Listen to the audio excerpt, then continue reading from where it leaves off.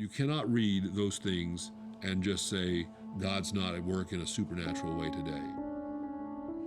I think it plays right into what I've been saying all along, which is that we have entire churches filled, if not entirely filled. I mean, I think I can say by God's grace, I've never been a part of any church where there weren't some genuinely born again people. But you hear about some fairly large churches where you begin to wonder, is anybody over there really born again? And if you're not born again yourself, and you're already pretty spiritually, that means you're spiritually blind and spiritually dead and not really able to discern matters of the Spirit. So what often happens is you're just looking at people who are just like you. To use my sort of silly analogy of cows, we'd say birds of a feather flock together, and cows love to get into herds of similar animals.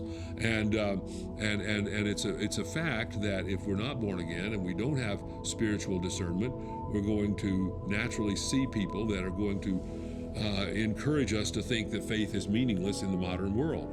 But the fact is, it doesn't take very long to meet people who are living on a supernatural level. And I don't mean that they're seeing miraculous healings every day or some of the other more externally significant miracles like we read about Jesus doing, but I do mean that there are unbelievable things that they accomplish for the kingdom in terms of souls being saved, in terms of advancing the kingdom's work into new territory, whether we're talking about a jungle in South America or perhaps a jungle in downtown Chicago or something. And so we find, and when you get to know these people, you realize they're living life on a different plane.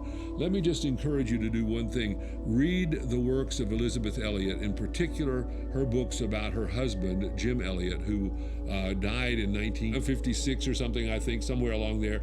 He and 4 other men were attempting to take the gospel to a remote tribe in the Amazon jungle, and for their efforts, all 5 men were killed by that tribe, run through with spears.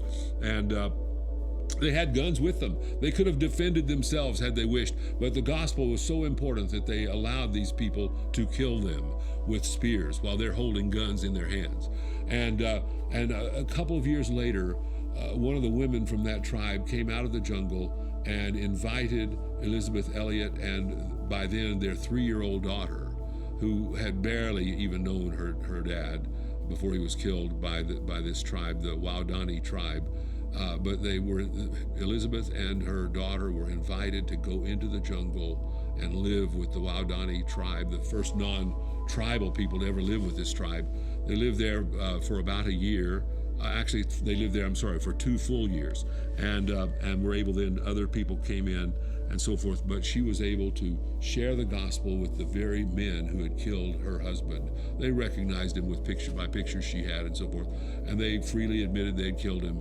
But when and the other 4 men and so forth, but when she shared the gospel, they repented, they believed, and today it's one of the most amazing miracles of God's grace, what's happening in the Waodani tribe to this day in South America.